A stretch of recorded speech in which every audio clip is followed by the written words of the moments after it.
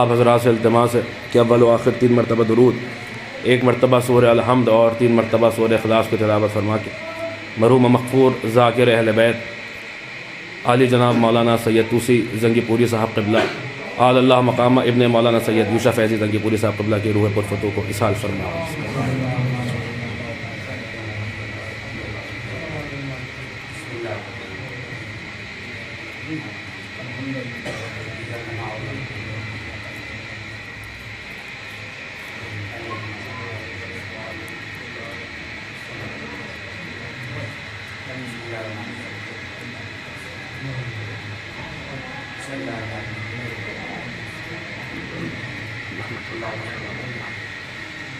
فاتحہ۔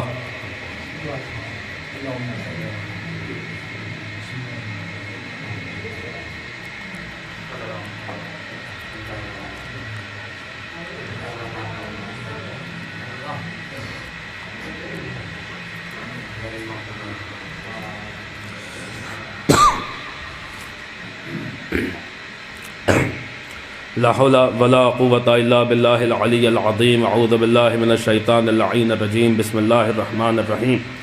الحمد للہ خالق الخلق باسط الرزق فالق الاصباح ذی الجلال والاکرام والفضل والانعام، ثم الصلاة والسلام وتحیۃ والاکرام علی سلطان الخلائق اجمعین وسید الاولین والآخرین وخاتم النبیین وشفیع المذنبین ورحمۃ للعالمین ورسول المسدد والمصطفى الاحمد ابی القاسم محمد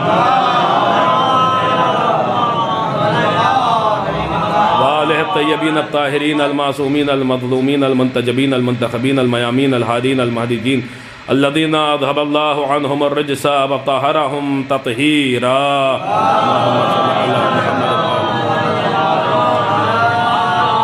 سیما بقیت اللہ فی الارضین عجل اللہ تعالی فرجہ الشریف ولعنت اللہ علی اعدائہم وغاصب حقوقہم ومنکر فضائلہم ومناقبہم وولایتہم اجمعین من الآن إلى يوم الدين القول مني في جميع الأشياء من قول آل محمد عليهم الصلاة والسلام فيما سر وما أعلم فيما بلغني عنهم وما لم يبلغني أما بعد فقد قال الله عز وجل أفتتخذونه وذريته أولياء من دوني إنه لكم عدو بئس للظالمين بدلا ما أشدتهم خلق السماوات والأرض ولا خلق أنفسهم۔ ایک صلوات پڑھ دے بر محمد اللهم صل على محمد وآل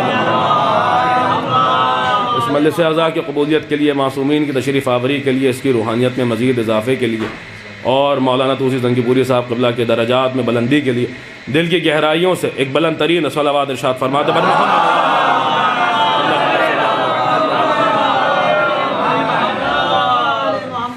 عزیزان گرامی قدر، معزز سامعین، موالیان امیر المؤمنین، عزاداران سرکار سید الشہداء، جیسا کہ آپ حضرات کے علم میں ہے کہ مجلس اعضاء بغرض ایصال ثواب مولانا طوسی زنگی پوری صاحب قبلہ آل اللہ مقامہ منعقد کی جا رہی ہے اور عناوین آپ حضرات کے پیش نظر ہیں۔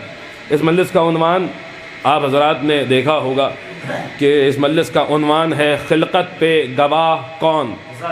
کون ہے کہ جسے اللہ نے اپنی خلقت پہ گواہ بنایا ہے؟ میں نے آپ حضرات کی خدمت میں جس آئے وافل ہدایہ کی تلاوت کا شرف حاصل کیا وہ سورہ مبارک کہف سے تعلق رکھتی ہے، اور یہ سورہ خاص اہمیت کا یوں بھی حامل ہے کہ یہی وہ سورہ ہے کہ جس کی تلاوت امام مظلوم کربلا نے نوک نیزہ سے تلاوت فرمائی تھی، اور یہ سورہ بالخصوص غیبت کے دنوں میں، غیبت کے ایام میں خاص اہمیت کا حامل ہے۔ چنانچہ روایت موجود ہے پیغمبر اسلام سے کہ جو شخص روز 10 آیتیں سورہ مبارک کہف کی تلاوت کرے گا تو خداوند عالم اسے فتنوں سے محفوظ رکھے گا، بالخصوص دجال کے فتنے سے محفوظ رکھے گا کہ جو غیبت کے زمانے کا سب سے بڑا فتنہ ہے۔ عزیزان گرامی قدر، اس سورے میں جہاں بہت ساری باتیں ہیں وہاں آپ غور فرمائیے گا اس آیت کے ذیل میں، بلکہ یہ 2 آیتوں کے 2 مختلف اجزاء ہیں، ایک آیت کا اختتامی جز ہے اور دوسری آیت کا جو ہے وہ افتتاحی جز ہے۔ اور آپ غور فرمائیے گا تو دیکھیے گا کہ ہمارے جتنے بھی عقائد ہیں، جو مذہب حقہ کے عقائد ہیں، مذہب آل محمد کے عقائد ہیں، ان میں سے ایسا کوئی بھی عقیدہ نہیں ہے کہ جسے ہم قرآن مجید سے ثابت نہ کر سکیں۔ اور یہ جو آیت ہے، یہ جو ذرہ نوازی، یہ جو آیت ہے، یوں تو قرآن مجید کی تمام آیات بہت اہمیت کی حامل ہیں، مگر یہ آیت ایک خصوصیت رکھتی ہے، وہ آپ حضرات جب ترجمہ سماعت فرمائیں گے تو آپ دیکھیں گے کہ اس میں کیا خصوصیت ہے۔ پوری توجہ کے ساتھ ترجمے سے ہی آپ حضرات ہمارے بیان کے ساتھ مسلسل ہو جائیں۔ ارشاد رب العزت ہوا فَتَتَّخِذُونَهُ وَذُرِّيَّتِهِ أَوْلِيَاءَ مِن دُونِي، کیا تم نے اس کو، اور یہاں ہو کی ضمیر شیطان کی طرف پلٹ رہی ہے، کیا تم نے شیطان کو اور اس کی ذریت کو اپنا مولا بنا لیا ہے؟ پوری توجہ کے ساتھ سنیے گا، کیا تم نے شیطان کو اور اس کی ذریت کو اپنا ولی گردان لیا ہے، اپنا مولا بنا لیا ہے؟ وہ تو تمہارے کھلے دشمن ہیں۔ بئسا للظالمین بدلا، اور ظالموں کے لیے بہت برا بدل ہے۔ ما اشدتہم خلق السماوات والارض، وہ کیسے تمہارے مولا ہو گئے، وہ کیوں کر تمہارے ولی ہو گئے؟ انہوں نے تو نہ آسمانوں کو بنتے دیکھا، نہ زمین کو بنتے دیکھا، نہ آسمانوں کا شامیانہ لگتے دیکھا، نہ زمین کا فرش بچھتے دیکھا، وہ کیسے تمہارے مولا بن گئے؟ انہیں تو اللہ نے نہ آسمانوں کی خلقت پہ گواہ بنایا تھا، نہ زمین کی خلقت پہ گواہ بنایا تھا۔ دیکھیے یہ بات بالکل ویسی ہے کہ جیسے میں کہوں کہ میں ڈاکٹر نہیں ہو سکتا کیونکہ میرے پاس MBBS کی ڈگری نہیں ہے، تو کیا اس کا مطلب یہ ہو گیا کہ دنیا میں کوئی ڈاکٹر نہیں ہو سکتا؟ آپ کہیں گے نہیں صاحب، اس کا مطلب یہ قطعاً نہیں ہے کہ دنیا میں کوئی ڈاکٹر نہیں ہو سکتا، بلکہ اس کا مطلب یہ ہے کہ بس اور بس اسی کو ڈاکٹر کہلانے کا حق ہے کہ جس کے پاس MBBS کی ڈگری ہے۔ تو جب اللہ کہہ رہا ہے کہ کیا تم نے ایسوں کو مولا بنا لیا کہ جنہوں نے نہ آسمانوں کو بندے دیکھا، نہ زمین کو بندے دیکھا، تو کیا اللہ یہ کہنا چاہ رہا ہے کہ دنیا میں کوئی مولا نہیں ہے؟ انگانی صاحب یہ نہیں کہنا چاہ رہا ہے، بلکہ اللہ کہنا یہ چاہ رہا ہے کہ بس اور بس اسی کو مولا کہلانے کا حق ہے جس نے آسمانوں کو بھی بنتے دیکھا ہو، جس نے زمین کو بھی بنتے دیکھا ہو، جس نے آسمانوں کا شامیانہ لگتے ہوئے دیکھا ہو، جس نے زمین کا فرش بچتے ہوئے دیکھا ہو۔ اب ذرا روش ادراک پہ سفر تو کیجئے، معلوم تو کیجئے کہ آخر وہ کون سی ذات ہے کہ جو آسمانوں کی خلقت پہ بھی گواہ تھی، جو زمین کی خلقت پہ بھی گواہ تھی۔ تو دیکھیں زیادہ دور جانے کی ضرورت نہیں ہے، نہج البلاغہ اٹھا لیجئے، پہلا خطبہ پڑھنا شروع کر دیجئے، آپ دیکھیں گے کہ کوئی ہے جو اسرار خلقت بیان کر رہا ہے، کوئی ہے جو تقریباً آج سے 14 صدیاں پہلے عربوں کے بدو معاشرے میں منبر ابیض سے مسجد کوفہ سے بتا رہا ہے کہ سنو، علی بتا رہا ہے کہ آسمان کیسے بنائے گئے، زمین کیسے بنائی گئی، آسمانوں کا شامیانہ کیسے لگایا گیا، زمین کا فرش کیسے بچھایا گیا، ستاروں کے قندیلیں کیسے روشن کی گئی۔ عزیزان گرامی قدر، اگر کوئی بھی انسان تعصب کی اینک اتار کے، بغض علی کا چشمہ اتار کے، صرف اور صرف نہج البلاغہ کا پہلا خطبہ پڑھ لے تعصب کی اینک اتار کے، تو وہ بھی وہی کہنے پہ مجبور ہو جائے گا جو کبھی ایڈورڈ گبز نے کہا تھا، اس یوروپین محقق نے کہا تھا، مغربی اسکالر نے کہا تھا۔ جب اس نے یہ خطبہ پڑھا تھا تو پڑھ کے یہی تو کہا تھا کہ یہ خطبہ بتا رہا ہے کہ یا تو دنیا اس نے بنائی ہے اور یا تو زمین و آسمان بن رہے، تو یہ اپنی آنکھوں سے دیکھ رہا۔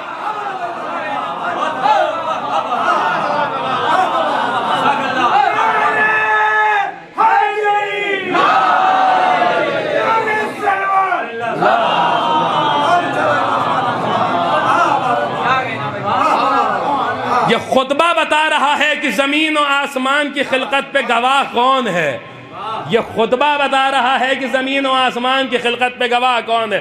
عزیزان گرامی قدر، دیکھیے پوری تفصیل اور پوری سیر حاصل گفتگو ہم اس آیت کے ذیل میں کریں گے، ایک ایک لفظ پہ بحث کریں گے کہ جہاں خدا بند عالم کہہ رہا ہے کہ کیا تم نے ایسوں کو مولا بنا لیا کہ جنہوں نے نہ آسمانوں کو بنتے دیکھا۔ اب جملہ عرض کرنے جا رہا ہوں، اہل زبان تشریف فرما ہے، اہل ادب تشریف فرمائے اور صاحبان علم تشریف فرمائے، پوری توجہ کے ساتھ سنیے گا۔ کیا تم نے اس شیطان کو مولا بنا لیا ہے کہ جو نہ آسمانوں کی خلقت پہ گواہ تھا، نہ زمین کی خلقت پہ گواہ تھا؟ ایسے کو کیوں نہ مولا بنایا کہ جو آسمانوں کی خلقت پہ بھی گواہ ہے، جو زمین کی خلقت پہ بھی گواہ ہے۔ یعنی اللہ ایک قانون بتا رہا ہے، پوری توجہ کے ساتھ سنیے گا، اللہ ایک قانون بتا رہا ہے۔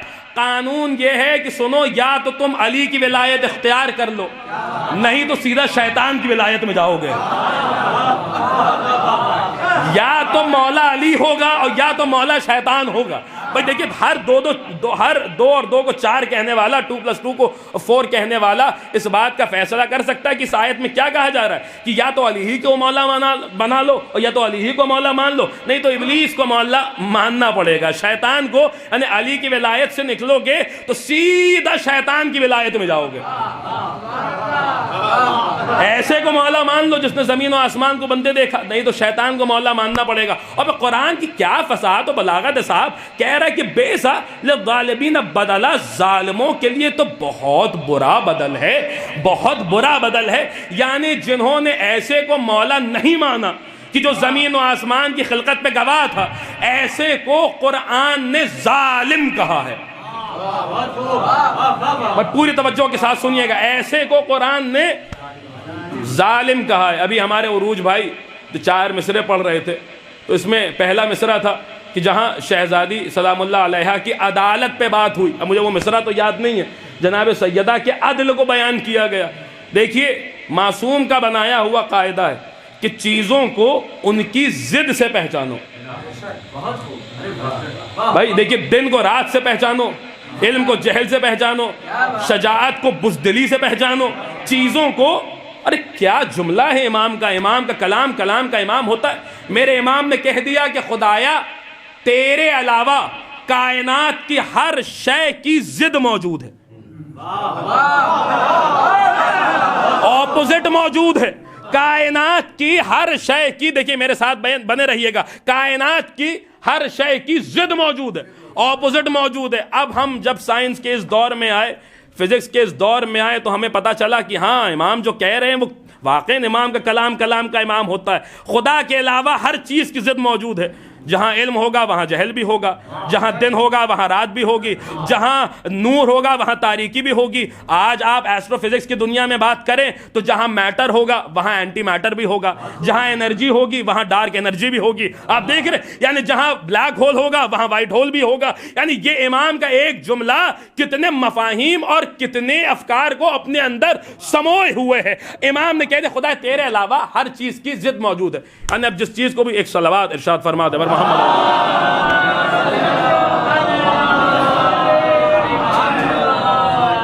ایک اور صلوات عنایت فرما دے بر محمد وآلہ۔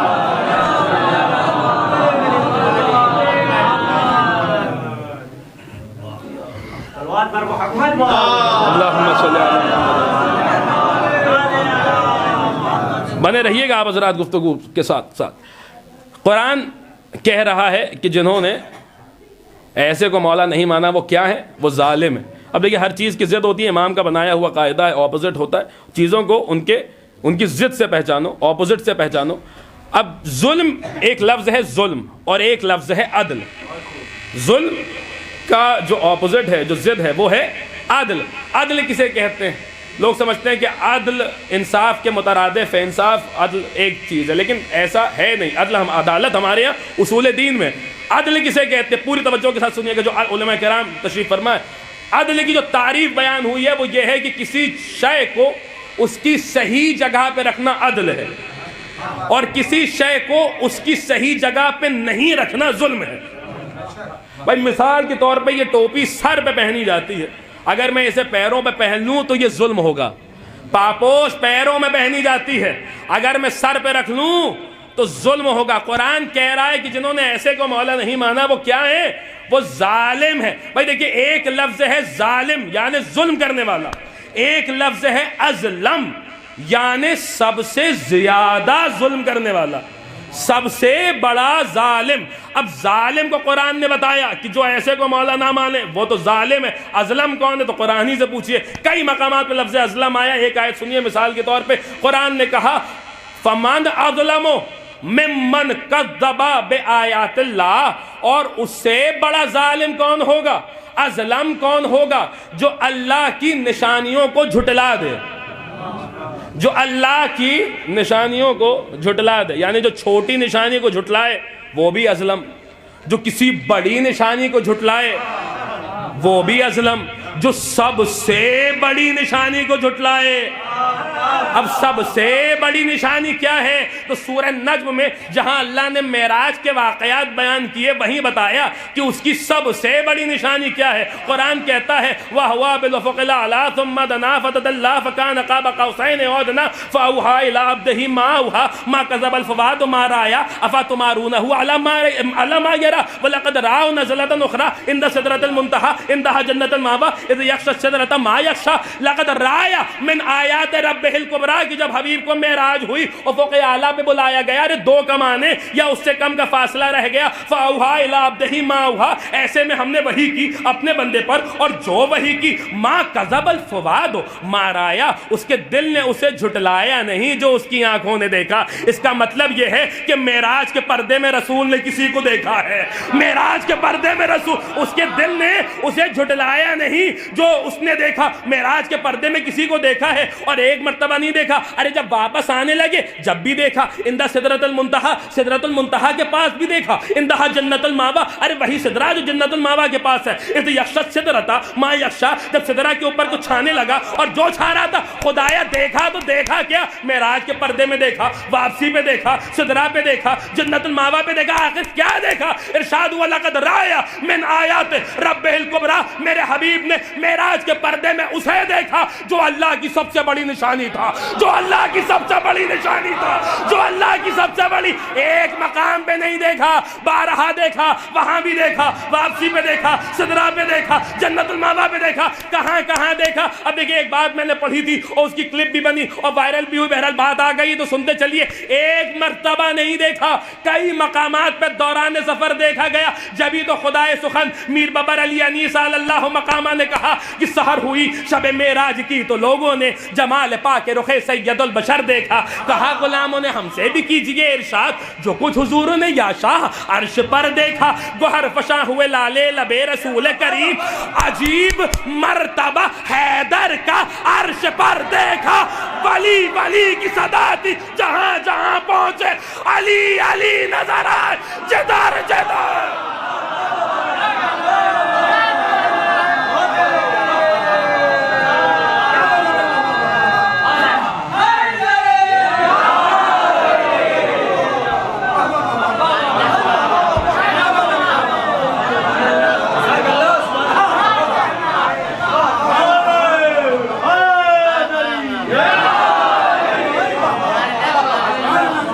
معراج کے پردے میں اسے دیکھا جو اللہ کی سب سے بڑی نشانیوں میں سے تھا، سب سے بڑی نشانیوں میں سے تھا، سب سے بڑی جو چھوٹی نشانیوں کو جھٹلا دے وہ تو ازلم ہوا جا رہا ہے، جو کسی مقدمے میں کسی موقع پر اللہ کی ایک نہیں 4 بڑی نشانیوں کو جھٹلا دے، ایسا شخص کیا ہوگا، وہ کیا کہلایا جائے گا؟ وہ نہ قرآن بتاتا ہے اس موضوع کو اور نہ ہمیں ہی معلوم ہے کہ وہ جہنم کی کس طبقے میں ہوگا، اس پر کس طریقے کا عذاب ہوگا۔ عزیزان گرامی قدر، تو بات یہاں پہ تھی کہ قرآن نے کہا کہ ایسے لوگ ظالم ہیں کہ جنہوں نے ایسے کو مولا نہیں مانا، کیسے کو؟ ما اشہدتہم، بات نہ بھولیے گا جو عنوان ہے، خلقت پہ گواہ کون؟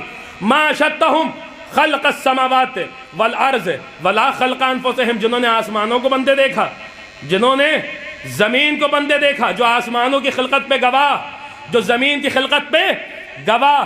عزیزان گرام قدر، دیکھیں قرآن نے ان کو گواہ تو کہا، علماء کرام تشریف فرما ہے، اہل زبان تشریف فرما ہے، قرآن نے گواہ تو کہا، مگر گواہ کے لیے عربی زبان میں 2 لفظ آتے ہیں۔ سنیے گا عزیزان گرامی، گواہ کے لیے عربی زبان میں 2 لفظ آتے ہیں، ایک ہے شاہد، ایک ہے شہید، ایک ہے شاہد، ایک ہے شہید۔ شاہد بھی گواہ کو کہتے ہیں، شہید بھی گواہ کو کہتے ہیں۔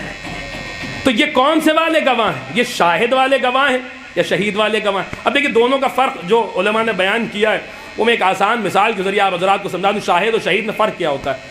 مثال کے طور پہ بہت سارے لوگوں نے اس مجلس کا رقعہ دیکھا، ان کو پتہ ہے کہ پہلی مجلس انبر عابدی صاحب پڑھیں گے، اگر ان سے پوچھا جائے تو گواہی بھی دے دیں گے کہ ہاں انبر صاحب نے مجلس پڑھی، لیکن وہ مثال کے طور پہ فرش پہ نہیں آئے، مجلس میں نہیں موجود ہے، تو ظاہر سے بات ہے کہ ان کی گواہی آپ کی گواہی کے برابر تو نہیں ہو گئی۔ بھائی آپ عینی گواہ ہیں، آپ آئی وٹنس ہیں، وہ شاہد ہیں، آپ شہید ہیں، اس سے اچھی مثال میں نہیں دے سکتا، وہ شاہد ہیں، آپ شہید ہیں۔ آپ یہاں پر کسی چیز کو اپنی آنکھوں سے ہوتا ہوا دیکھ رہے ہیں۔ جب قرآن نے ان کو کہا کہ یہ گواہ ہیں تو کون سا والے گواہ ہیں؟ شاہد والے گواہ ہیں یا شہید والے گواہ ہیں؟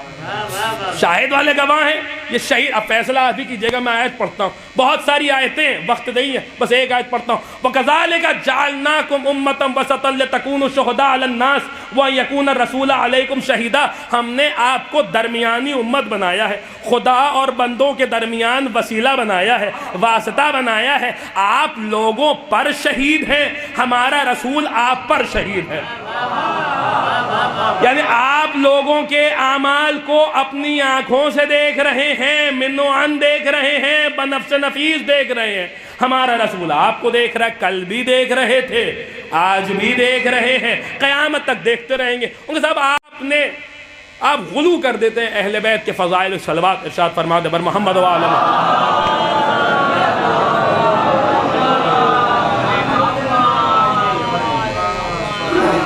ایک اور صلوات عنایت فرما دے بر محمد و آل محمد۔ آپ اہل بیت کے اجازت ہے، آپ اہل بیت کے فضائل میں غلو کر، صاحب آپ نے علی کو حاضر و ناظر کہہ دیا۔ توجہ رہے آپ حضرات کی، آپ نے علی کو حاضر و ناظر کہہ دیا۔ صاحب وہ دیکھ بھی رہے ہیں اور وہ موجود بھی، بھائی شہید کا مطلب یہی تو ہے کہ وہ موجود بھی ہو اور دیکھ بھی رہا ہو۔ اللہ بس حاضر و ناظر اللہ ہے، اللہ کے علاوہ کوئی حاضر و ناظر نہیں۔ یار صاحب ابھی آپ کو پتہ ہی نہیں ہے کہ حاضر و ناظر کی بھی دو قسمیں ہیں، ایک حاضر و ناظر بالذات ہے، ایک حاضر و ناظر باللہ ہے۔ ایک اپنی ذات کی وجہ سے حاضر و ناظر ہے، ایک اللہ کی وجہ سے حاضر و ناظر ہے، اسے اللہ نے عین اللہ بنایا ہے، وہ اللہ کی وجہ سے حاضر و ناظر ہے۔ دیکھیں میں اپنی بات نہیں کر رہا، قرآن کہہ رہا ہے فَسَيَّرَ اللَّهُ عَمَلَكُمْ وَرَسُولَهُ وَالْمُؤْمِنُونَ، تمہارے اعمال کو اللہ دیکھ رہا ہے اور اس کا رسول دیکھ رہا ہے، اور کچھ مومنین ہیں جو تمہارے اعمال کو دیکھ رہے ہیں۔ یعنی بنص قرآن کچھ ایسے مومنین ہیں جو حاضر بھی ہیں ناظر بھی ہیں۔ بھیا عقل کے ناخون لو، مومنین حاضر و ناظر ہو سکتے ہیں، امیر المومنین حاضر و ناظر نہیں۔ ایک صلوات پڑھیں بر محمد و آل محمد۔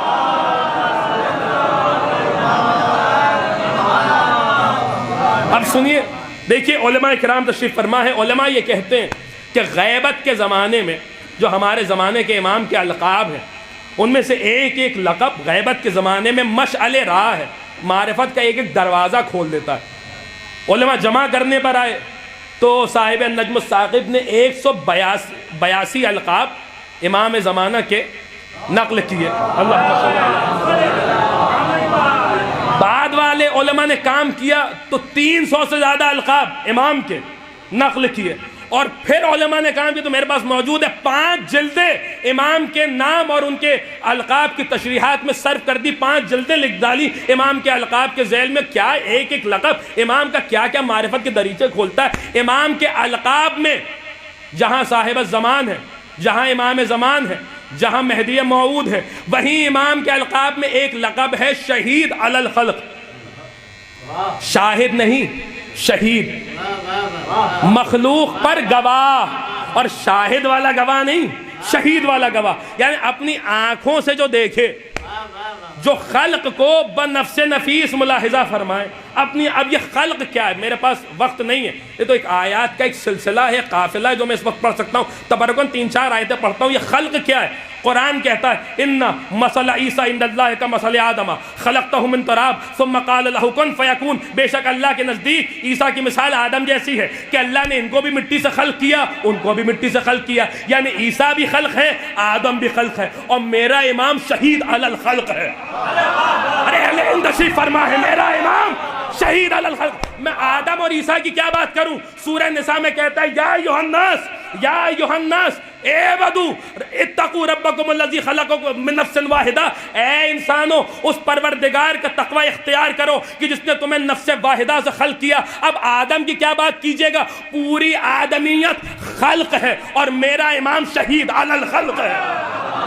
صرف انسانوں کی کیا بات کیجیے گا، قرآن تو کہہ رہا ہے یا ایھا الناس اعبدوا ربکم الذی خلقکم والذین من قبلکم لعلکم تتقون، اے انسانوں اس پروردگار کی عبادت کرو جس نے تمہیں بھی خلق کیا، تم سے پہلے والوں کو بھی خلق کیا تاکہ تم تقوی اختیار کر لو۔ یعنی صرف انسان خلق نہیں ہے، جنات بھی خلق ہیں، حورے بھی خلق ہیں، غلمان بھی خلق ہیں، ملائکہ بھی خلق ہیں، یہ سب خلق ہیں، اور میرا امام شہید علل خالق ہے، ہر چیز کو اپنی آنکھوں سے دیکھنے والا۔ سورہ بقرہ میں کہتا ہے، کہاں تک میں آیتیں پڑھتے رہا ہوں، هو الذی خلق لکم ما فی الارض جمیعا، اللہ وہ ہے جس نے تمہارے لیے زمین پہ موجود ہر ایک شے کو خلق کیا ہے۔ اب پہاڑ بھی خلق ہیں، سمندر بھی خلق ہیں، دریا بھی خلق ہیں، جنگل بھی خلق ہیں، ہاں ایک ایک ذرہ خلق ہے، اور میرا امام شہید علل خلق ہے، ہر ایک شے کو اپنی آنکھوں سے دیکھنے والا ہے۔ ارے صرف زمین پہ موجود اشیاء کی کیوں بات کروں، اللہ تو کہتا ہے الحمدللہ الذی، سورہ انعام 6 سورہ، الحمدللہ الذی خلق السماوات والارض وجعل الظلمات والنور، اللہ وہ ہے کہ جس نے زمین کو بھی خلق کیا ہے، آسمان کو بھی خلق کیا ہے، زمین بھی خلق ہے، آسمان بھی خلق ہے، اور میرا امام شہید علل خلق ہے۔ میں کہاں تک آیت پڑھتا رہا ہوں، بس ایک جملہ سنیے، اللہ تو وہ ہے هو الذی خالق کل شے، اللہ وہ ہے جس نے ہر ایک شے کو خلق کیا ہے، یعنی پوری کائنات میں جس شے پہ بھی لفظ شے کا اطلاق ہوتا ہے ہر وہ شے خلق ہے، اور میرا امام شہید علل خلق ہے۔ اب ذرے سے لے کے عرش تک، سرا سے لے کے ثریا تک، شرق سے لے کے غرب تک، شمال سے لے کے جنوب تک، جو کچھ بھی ایگزسٹ کرتا ہے، جو کچھ بھی وجود رکھتا ہے، ہر ایک شے خلق ہے، اور میرا امام کیا ہے، شہید علل، شاہد نہیں شہید، یعنی ہر ایک شے کو اپنی آنکھوں سے دیکھنے والا ہے۔ اب یہاں نہیں پڑھوں گا تو کہاں پڑھوں گا، یہی تو وجہ تھی مولانا توسی زنگی پوری صاحب قبلہ کے دادا فرزدق ہند علامہ قید زنگی پوری صاحب قبلہ اللہ مقامہ نے وہ تاریخی شعر کہا، ان تمام آیات کے پس منظر میں اب اس شعر کو سماعت فرمائیے۔ علامہ قید زنگی پوری کہتے ہیں، تم امام سے کہتے ہیں تم پردہ اٹھا دو گے جس دن دنیا کا بھرم کھل جائے گا۔ ارے جہاں جہاں آواز جا رہی ہے امام کی معرفت پہ بات ہو رہی ہے، تم پردہ اٹھا دو گے جس دن دنیا کا بھرم کھل جائے گا۔ سچ یہ ہے تمہارے پردے سے ایک ایک کا پردہ قائم ہے، سچ یہ ہے تمہارے پردے سے ایک ایک کا پردہ قائم ہے۔ ایمان جنہیں غیبت پہ نہیں، اے قیس وہ ایمان کھو بیٹھے، ہم غیب پہ ایمان رکھتے ہیں، ایمان ہمارا قائم ہے۔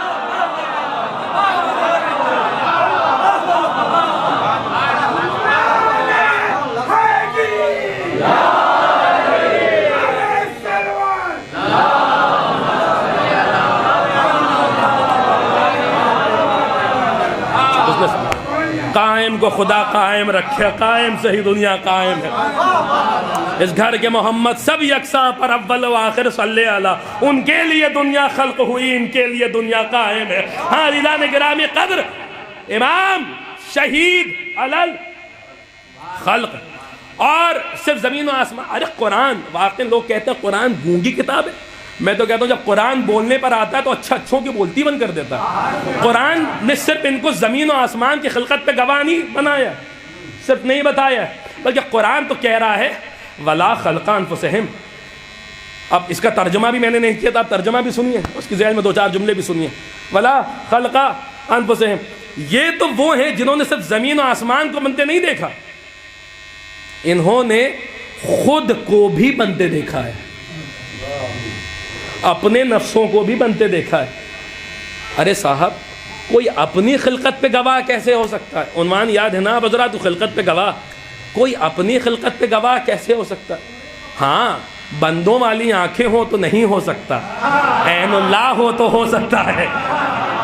اپنی خلقت پہ گواہ، اس بات کو سمجھے کیسے؟ دیکھیں ہمارے یہاں جو بزرگ علماء کرام گزرے ان میں ایک جلیل القدر نام ہے محدثین کی فہرست میں، علامہ ہاشم بہرانی اعلی اللہ مقام۔ اب سنیے گا اس فقرے کے ذیل میں، اپنے کو بنتے دیکھا، کون ہے جس نے اپنے کو بنتے دیکھا؟ علامہ ہاشم بہرانی لکھتے ہیں مدینہ المعاجز کی جلد اول میں، کہتے ہیں کہ جب مولا، ہو سکتا ہے بزرگوں نے یہ بات سنی اور نوجوانوں کے لیے شاید کوئی نئی بات ہو، جب مولا کو ضربت لگی 47 ہجری، 20ویں رمضان کو میرے مولا نے وصیت یہ کی کہ دیکھو، امام حسن سے کہا کہ میرا جنازہ تیار کرنا، گھر سے لے کے چلنا، آگے جبرائیل اٹھائیں گے اور میکائیل اٹھائیں گے، پیچھے سے تم دونوں اٹھانا، لے کے چلنا، ایک ناقے کی پشت پر جنازہ رکھ دینا، نکلنا، کچھ دور جاؤ گے تو دیکھو گے ایک نقاب پوش آئے گا، جب وہ نقاب پوش آئے تو اس آنے والے کو، دیکھیں ابھی میں فضیلت کے باب میں، فضائل کے باب میں میرا ساتھ دیجیے گا، آنے والے کو مہار ناقہ تھما دینا۔ امام حسن لے کے چلے۔ اب یاد رکھیے گا، امام حسن کی کنیت ہے ابا محمد، جیسے امام حسین کی کنیت ہے ابا عبداللہ، ویسے امام حسن کی کنیت ہے ابا محمد۔ لے کے چلے جنازہ، مہار امام حسن کے ہاتھ میں ہے، تابوت ناقے کی پشت پہ رکھا ہے۔ علامہ ہاشم بہرانی لکھتے جنازہ چلا، جیسا مولا نے بتایا تھا ویسے ہی ایک نقاب پوش امام حسن کے سامنے آیا۔ امام کو بابا کی وصیت یاد آئی، آنے والے کے ہاتھ میں مہار ناقہ دی، پیچھے مڑے، کچھ قدم چلے، رکے، پھر پیچھے مڑ کے پوچھا کہ آنے والے بتا تو ہے کون؟ اب سنیے گا کس نے خود کو بندے دیکھا ہے، تو ہے کون؟ اس آنے والے نے چہرے، میری طرف دیکھیے گا، چہرے سے نقاب ہٹائی۔ امام نے ایک مرتبہ اس سامنے جو شخص کھڑا تھا اس کو دیکھا، ایک مرتبہ تابوت کی طرف دیکھا جو ناقے کی پشت۔ اب دیکھیں امام جانتے تھے، ہمارے علم میں اضافے کے لیے پوچھا، اور جو جملہ کہا ہے وہاں پر، وہ جملہ بتا رہا ہے کہ جملہ صرف وہی کہہ سکتا ہے جو اماموں کا بھی بابا ہو۔ سنیے گا عزیزان کرام قدر، جواب الائمہ، امام نے ایک مرتبہ آنے والے کی طرف دیکھا، ناقے کی پشت کی طرف دیکھا، آنے والے کو دیکھا، ناقے کی طرف دیکھا۔ عجیب منظر تھا صاحب، جو علی ظاہراً تابوت میں آرام کر رہا تھا وہی علی نظروں کے سامنے کھڑا تھا۔ امام نے پوچھا بابا آپ، اب سنیے گا کیا جواب دیا میرے مولا نے، بابا آپ، میرے مولا نے واقعاً وہی جملہ کہا کہ جو بتا رہا ہے کہ صرف یہ جملہ علی ہی کہہ سکتے ہیں، صاحب نہج البلاغہ ہی کہہ سکتا ہے، صاحب ممبر سلونی ہی کہہ سکتا ہے۔ بابا آپ ظاہراً تابوت میں آرام کر رہے ہیں، سامنے مولا کھڑے ہوئے، بابا آپ، امام نے کہا، میرے مولا نے کہا، اے ابا محمد، اے ابا محمد، جو علی سب کے جنازے میں جاتا ہے کیا اپنے جنازے میں نہیں آیا؟ جو علی، اب دیکھیں یہاں دو علی ہیں، ایک نظروں کے سامنے موجود، ایک تابوت میں موجود۔ یہ جو نظروں کے سامنے موجود ہے نا علی، اس نے تابوت میں جو سو رہا ہے علی، اس کو بنتے ہوئے بھی دیکھا ہے، لحد میں اترتے ہوئے بھی دیکھا ہے۔ لوگ حیران ہوتے ہیں کہ صاحب ایک وقت میں علی جنازے میں، اپنے جنازے میں کیسے آ گئے، علی اپنے جنازے میں کیسے آ گئے، ایک وقت میں دو علی کیسے موجود ہیں؟ تو صاحب ذرا عقل کے ناخون لیجئے، جو علی ایک وقت میں 40 جگہوں پہ موجود ہو سکتا ہے، ارے 40 بھی چھوڑیے، ہمارے بزرگ عالم دین کا جملہ ہے، غالباً علامہ طباطبائی کا جملہ ہے، صاحب تفسیر المیزان کا، غالباً صاحب تفسیر المیزان کا جملہ ہے کہ 40 جگہوں پہ ہو سکتا ہے۔ کیا جملہ کا 40 تو بہت کم ہے، اگر پوری کائنات ایک وقت میں علی کو دعوت دیتی، علی ایک ایک کی دعوت قبول کرتے، کیوں تم نے قرآن نہیں پڑھا؟ اللہ سورہ بقرہ میں کہہ رہا ہے فَأَيْنَمَا تُوَلُّوا فَثَمَّ وَجْهُ اللَّهِ، تم جدھر نظر گھماؤ گے تمہیں وجہ اللہ دکھائی دے۔ ایک صلوات پڑھ دیں مر محمد وآلہ۔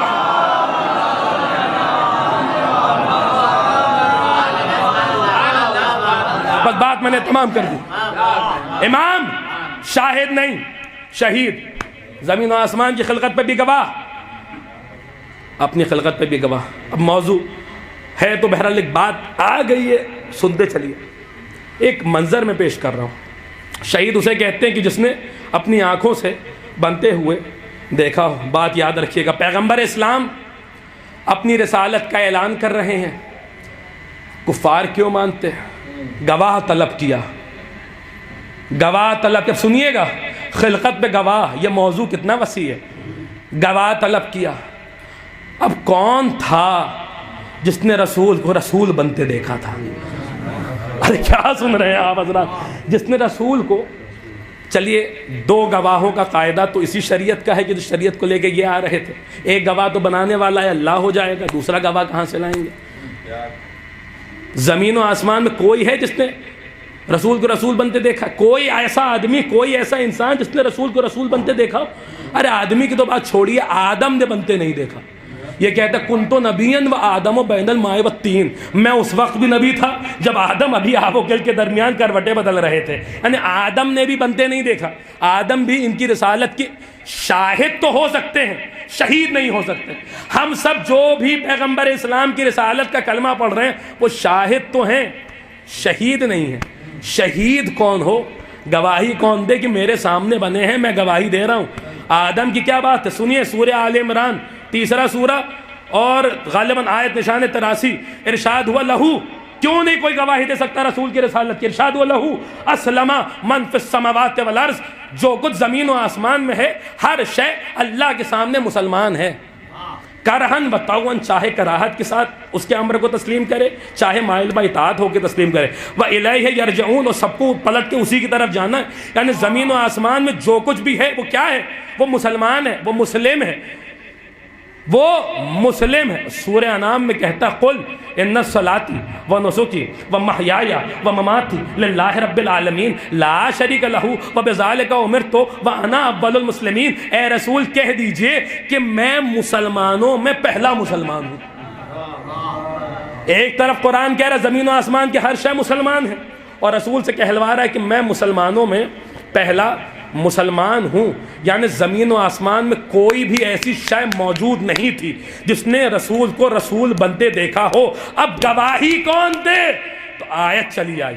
وہ سنیے گا کس نے رسول کو رسول بنتے دیکھا، کون ہے رسول کی رسالت پہ شہید. آیت آئی وَيَقُولُ الَّذِينَ كَفَرُوا لَسْتَ مُرْسَلًا قُلْ كَفَى بِاللَّهِ شَهِيدًا بَيْنِي وَبَيْنَكُمْ وَمَنْ عِندَهُ عِلْمُ الْكِتَابِ. یہ کفار کہہ رہے ہیں کہ آپ رسول نہیں ہیں. کہہ دیجئے کہ میرے پاس میری رسالت کے لیے 2 شہید ہیں، 2 گواہ ہیں. ایک اللہ گواہ ہے، دوسرا وہ گواہ ہے جس کے پاس کل کتاب کا علم ہے، جس کے پاس. اب میری بات نہ مانیے، فخر الدین رازی کی بات مان لیجئے. انہوں نے کہا کہ وَمَنْ عِندَهُ عِلْمُ الْكِتَابِ کی مصداق ذات امیر المومنین ہے. کوئی اور نہیں ہے علی کے علاوہ جو ومن عندہ علم الکتاب کا مصداق بن سکے. اب ان تمام باتوں کو، ان تمام آیتوں کو سامنے رکھیے. یعنی زمین و آسمان میں کسی نے رسول کو رسول بنتے نہیں دیکھا. نہ زمین نے دیکھا، نہ زمین والوں نے دیکھا، نہ آسمان نے دیکھا، نہ آسمان والوں نے دیکھا، نہ جنت نے دیکھا، نہ غلمان نے دیکھا، نہ حوروں نے دیکھا، نہ رضوان نے دیکھا، نہ جہنم نے دیکھا، نہ مالک نے دیکھا، نہ کوثر نے دیکھا، نہ سلسبیل نے دیکھا.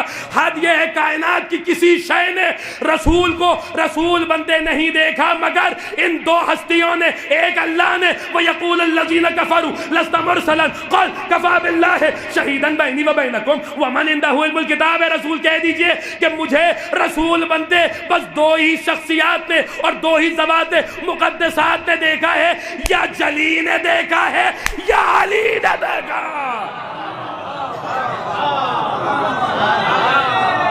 یا ایک سب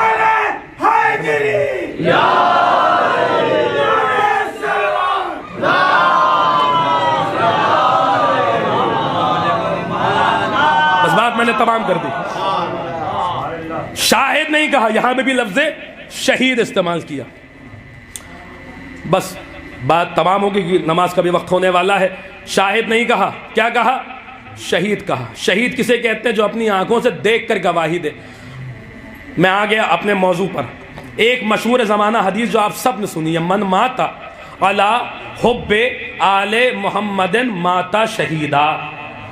جو بھی آل محمد کی محبت میں مر جائے وہ شہید مرتا ہے، شاہد نہیں مرتا. شہید وہ کہ جو اپنی آنکھوں سے دیکھ کر گواہی دے. شاہد نہیں مرتا. کیا مرتا ہے؟ شہید مرتا ہے. میدان میں نہ جائے مگر شہید، کوئی زخم نہ کھائے مگر شہید، کوئی وار نہ سہے مگر شہید، تلوار نہیں اٹھائے مگر شہید، نیزہ نہیں چلائے مگر شہید. شہید ہے، رسول نے کہہ دیا شہید ہے. معصوم کے کلام میں نقص نہیں ہوتا. میدان میں نہیں گیا، بستر پہ مر رہا ہے، جب بھی شہید ہے. کوئی زخم نہیں کھایا ہے، جب بھی شہید ہے. کوئی تلوار نہیں چلائی، جب بھی شہید ہے. رسول اللہ کیسے شہید ہیں؟ عجب نہیں. رسول جواب دے، اتنی دیر سے تم ہی پڑھ رہے تھے کہ شہید وہ ہوتا ہے جو اپنی آنکھوں سے دیکھ کر گواہی دے. مرنے والا جو مر رہا ہے وہ کسی کو دیکھ رہا ہے، دیکھ کر گواہی دے رہا ہے، گواہی دے کے پھر مر رہا ہے.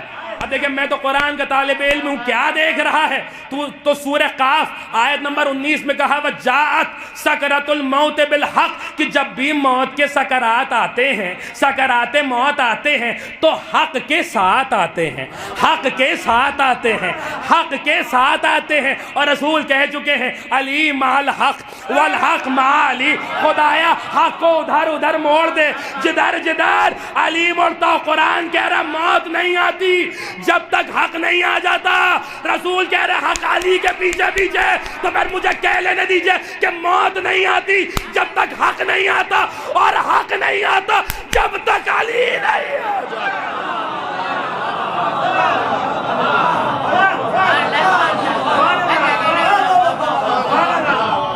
ایک صلوات پڑھ دے۔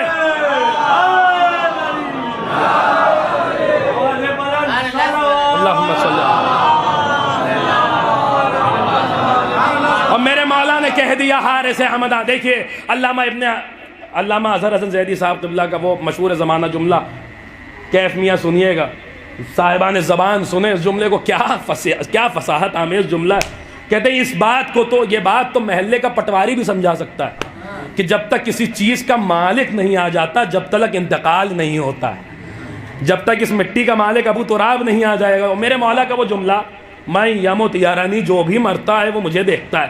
عقبہ نام کے صحابی چھٹے امام کے پاس آیا، مجھے فلاں شخص مر رہا تھا، کیا کیفیت تھی اس کی؟ کہا مولا ہاتھ پھیلائے، کہہ رہا تھا اے علی آپ نے میرے ہاتھ کو نورانی کر دیا۔ امام نے 3 مرتبہ کہا قسم خدا کہ اس نے علی کو دیکھا، قسم خدا کہ اس نے علی کو دیکھا، قسم خدا کہ اس نے علی کو دیکھا۔ اب سمجھ میں آیا شہید کیوں کہا جا رہا ہے، علی کو دیکھ کے گواہی دے رہا پھر مر رہا ہے۔ تو پھر ایک جملہ کہوں کہ پوری زندگی علی کی ولایت میں شاہد رہنے والا جب مرتا ہے تو شہید مرتا ہے۔ پوری زندگی علی ولی اللہ پڑھنا اور ہوتا ہے، علی کو دیکھ کے علی ولی اللہ پڑھنا اور۔ کوئی مرے شہید مرے گا، چاہے بستر پہ مرے، بغیر زخم کھائے مرے، بغیر تلوار چلائے مرے، ان کو دیکھے گا، دیکھ کے گواہی دے گا اور پھر مرے گا، شہید مرے گا۔ چہ جائے کہ کوئی ذکر اہل بیت کرتے ہوئے مر جائے، چہ جائے کہ کوئی ممبر سے ابھی اترا ہو اور نوحہ پڑھ رہا ہو، روح قفس انصری سے پرواز کر جائے۔ کیا مقدر پایا ہے توسی بھائی نے واقعی، آپ کے شہر کی زینت، خطیب بے خوف، پوری زندگی کبھی اہل بیت کے معاملے میں کمپرومائز نہیں کیا۔ لیکن انسان جب مخلص ہوتا ہے تو اللہ اس کو جزا ضرور دیتا ہے۔ اللہ کی ذات عادل ہے۔ دنیا والوں نے دیکھا ایک علی کا چاہنے والا جب جاتا ہے تو ایک مخلص عزادار، پوری زندگی عزاداری میں کوئی کمپرومائز نہیں، اہل بیت کے دشمنوں کو ذلیل و رسوا کرنے میں کوئی کمپرومائز نہیں۔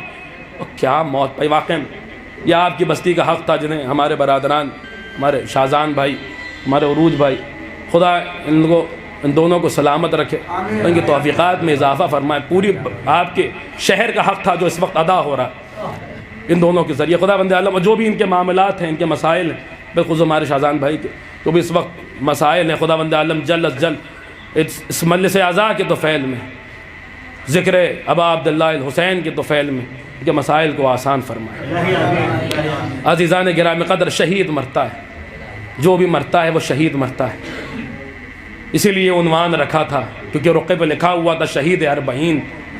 کو یہ نہ سمجھے کہ شہید صرف وہی ہوتا ہے جو میدان میں جا کے مرے۔ ارے کیا، میں نے ایک جملہ کہا تھا جب تعزیت کے لیے فون کیا تھا، اگر ان کے برادران اس وقت دیکھ رہے ہیں، ان کے اہل خانہ اس وقت دیکھ رہے ہوں گے، تو پھر سے عرض کر دوں گا کہ واقعاً رشک ہوتا ہے توسی بھائی کی موت پہ۔ یقیناً اہل خانہ کے لیے سوگ کا مرحلہ تو ہے ہی ہے، لیکن رشک ہوتا ہے۔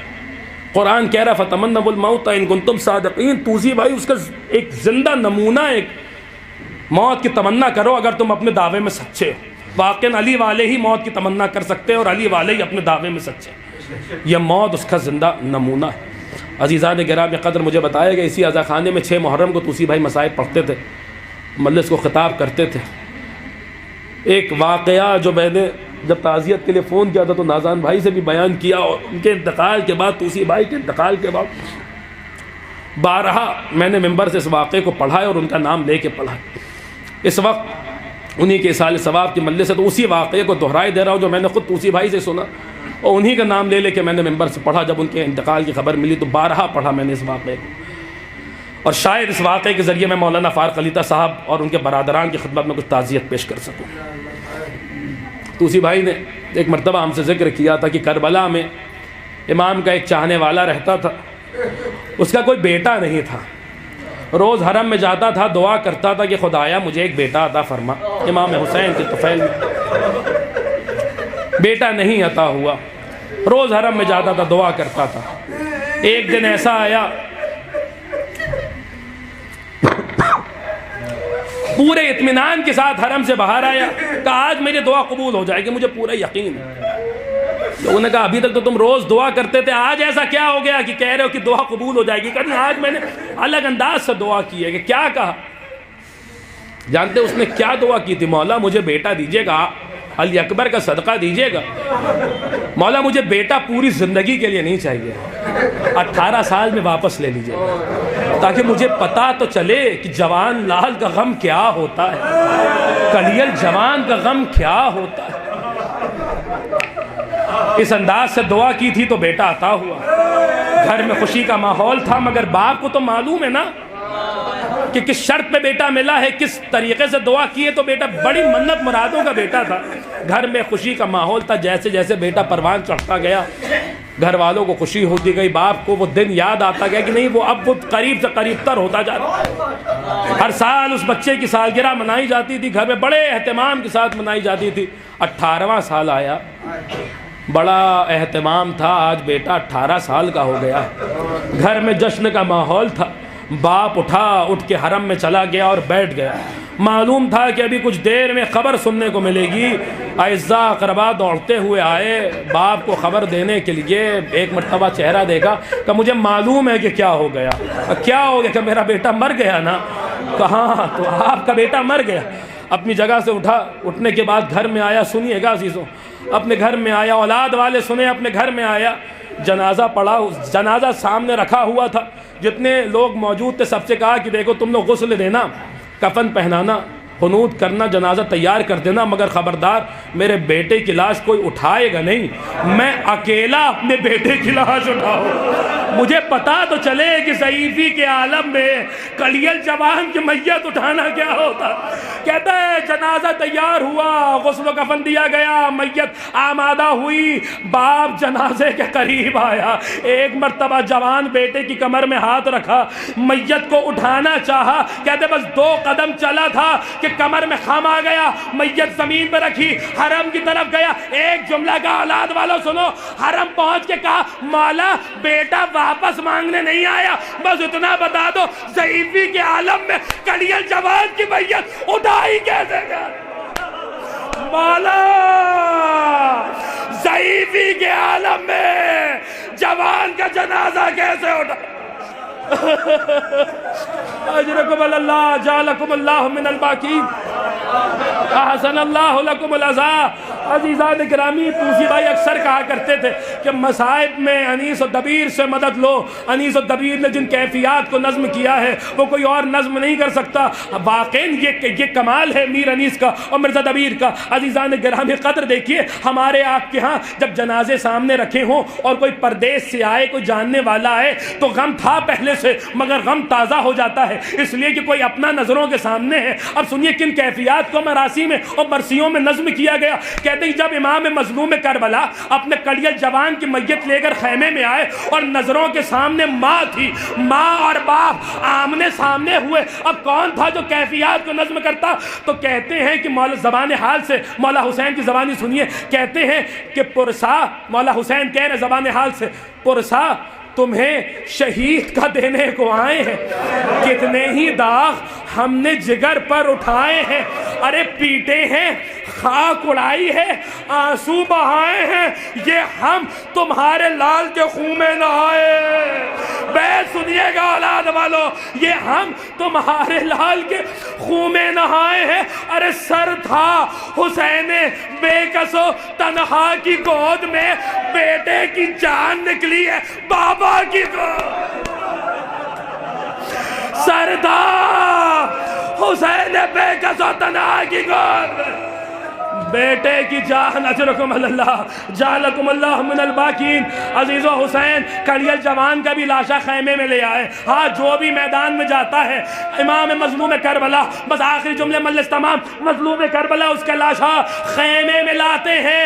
عزیزوں جو بھی دنیا سے رخصت ہوتا ہے، یہی دستور زمانہ ہے، اس کا جنازہ اٹھتا ہے۔ توسی بھائی کا بھی جنازہ بڑے اہتمام سے اٹھا، غسل بھی ملا، کفن بھی ملا۔ ایک ذاکر حسین کا جنازہ تھا، ایک ہجوم تھا اور ایک جمع غفیر تھا۔ جنازے میں عزیزان گرامی قدر یہی دستور زمانہ ہے، یہی رسم دنیا ہے کہ جو بھی دنیا سے اٹھتا ہے اس کو غسل بھی ملتا ہے، کفن بھی ملتا ہے، خنود بھی کیا جاتا ہے، جنازہ بھی تیار ہوتا ہے، مگر ہائے غریب زہرا، ہائے وہ حسین جسے اس کے خون سے غسل دیا گیا، جسے خاک شفا کا کفن پہنایا گیا، جس کے لاشے کو گھوڑوں کی ٹانپوں سے خنود کیا۔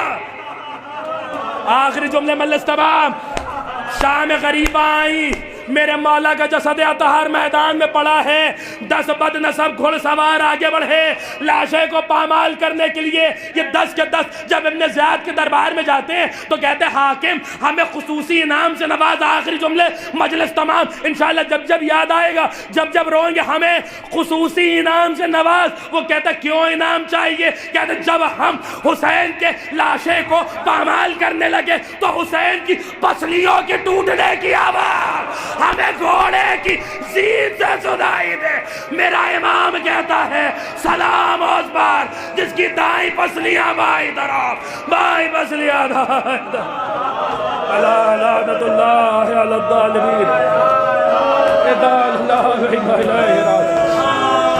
اللهم ارنا القلع والرشیدہ والغرة الحمیدہ وکحلنا بذیبت غرط من نیلائے وعجل فرائض۔ آپ اترا سے گزارش ایک سورہ فاتحہ مولانا توسی زندگی صاحب اللہ کے لیے مسائل۔